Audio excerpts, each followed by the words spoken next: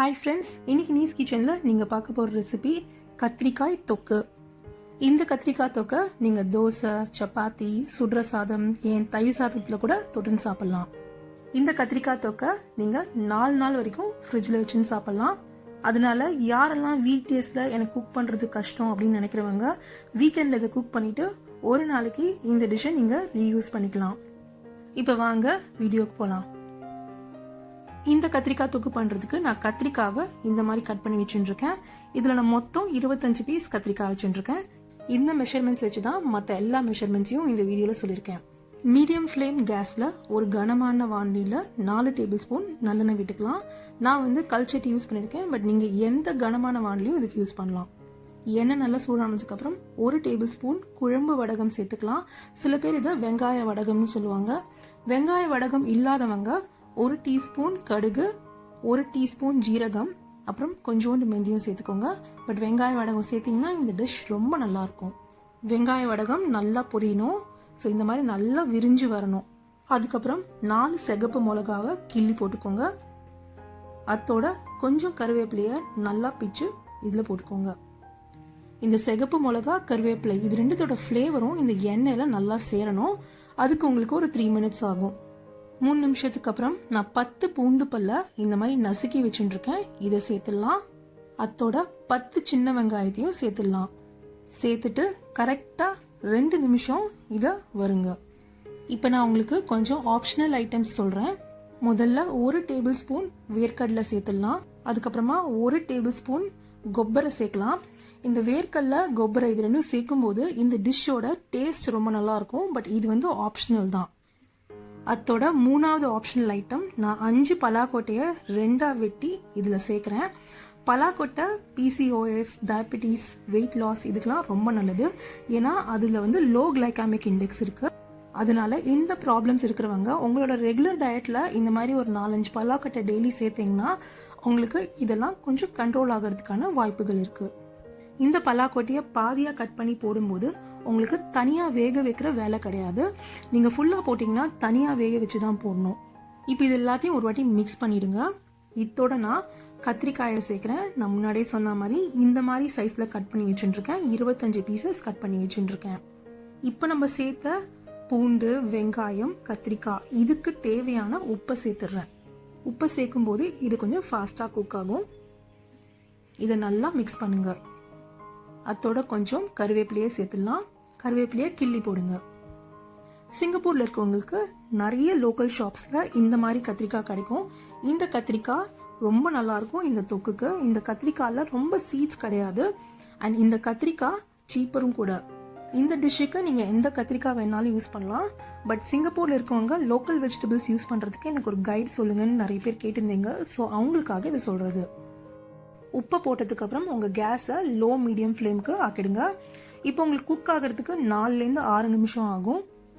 நான் 4லேருந்து 6 நிமிஷம் சொல்கிறது ஒவ்வொரு பாத்திரம் ஒவ்வொரு டைம் எடுக்கும். ஸோ அதனால் 4லேருந்து 6 நிமிஷம்.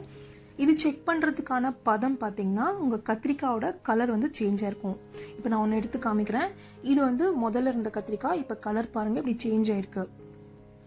இந்த ஸ்டேஜில் கத்திரிக்காய் குக் ஆனுங்கிற அவசியம் கிடையாது. தோல் அப்புறம் இந்த அவுட்டர் லேயரோட கலர் சேஞ்ச் ஆனால் போகிறோம். இப்போ இந்த ஸ்டேஜில் 1 கப் தக்காளி ஜூஸ் சேர்த்துடலாம். நல்ல பழுத்த தக்காளியாக எடுத்துக்கோங்க, தண்ணியே சேர்க்கக்கூடாது. இப்போ இது ஒரு வாட்டி நல்லா மிக்ஸ் பண்ணிவிட்டு இதில் 2 டீஸ்பூன் சாம்பார் பொடி. சாம்பார் பொடியோட லிங்க் வந்து நான் டிஸ்கிரிப்ஷனில் கொடுத்துட்றேன். 1 டீஸ்பூன் காரப்பொடி. அப்புறம் இந்த தொக்குக்கு தேவையான மொத்த உப்பையும் இப்போ சேர்த்துடலாம். நம்ம ஆல்ரெடி காய்கறிகளுக்கு சேர்த்துட்டோம். நான் காரப்பொடி சேர்க்கறதுக்கான ரீசன் வந்து சாம்பார் பொடி அந்த அளவுக்கு காரமாக இருக்காது. ஸோ அதனால நம்ம 1 டீஸ்பூன் காரப்பொடி சேர்க்குறோம். இப்போ இதில் எண்ணெய் பிரிஞ்சு வரணும். அது வரைக்கும் நம்ம புளித்தண்ணியை சேர்க்கக்கூடாது. நம்ம எண்ணெய் பிரியறதுக்கு முன்னாடி புளித்தண்ணி சேர்த்துட்டோம்னா உள்ளெல்லாம் ராவாக இருக்கும். அதுக்கு உங்களுக்கு ரஃப்பாக ஒரு 5 நிமிஷம் ஆகும். தேவைப்பட்டா நடுவில் இதை கலரி விட்டுக்கோங்க.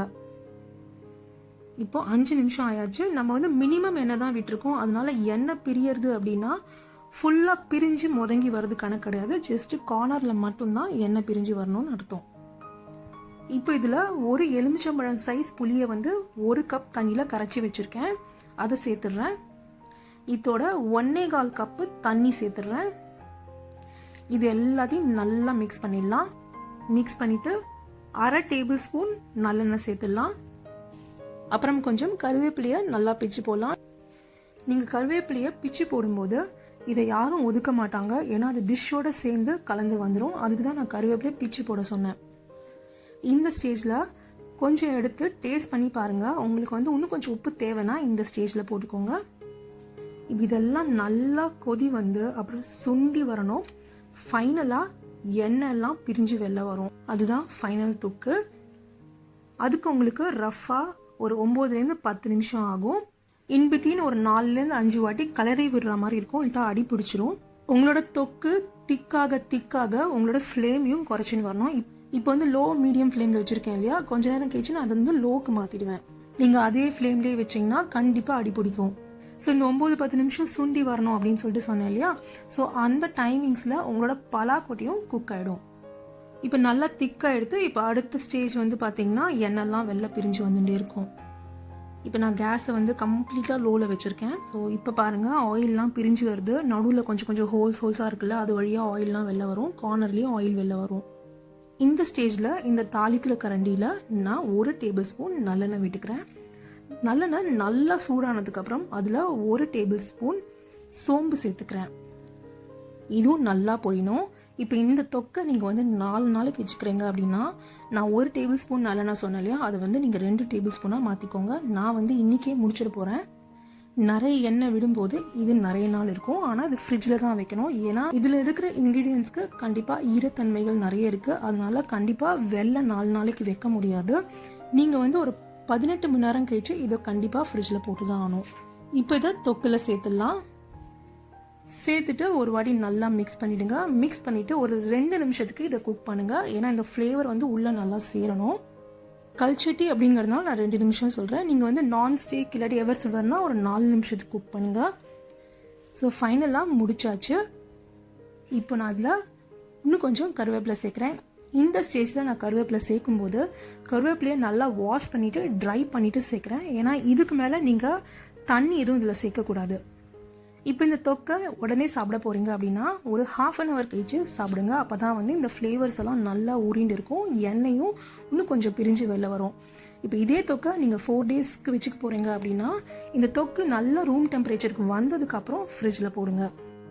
அவ்வளோதான், நம்மளோட சிம்பிள் கத்திரிக்காய் தொக்கு ரெடி. செஞ்சு பார்த்துட்டு கமெண்ட் செக்ஷனில் சொல்லுங்கள். உங்களுக்கு இந்த வீடியோ பிடிச்சிருந்தா இந்த வீடியோ லைக் பண்ணுங்கள். நம்ம சேனல் பிடிச்சிருந்தா நம்ம சேனலுக்கு சப்ஸ்கிரைப் பண்ணிவிட்டு அப்படியே பக்கத்தில் இருக்கிற பெல் ஐக்கனையும் ப்ரெஸ் பண்ணுங்கள். உங்களை சீக்கிரம் இன்னொரு வீடியோவில் சந்திக்கிறேன். See you soon.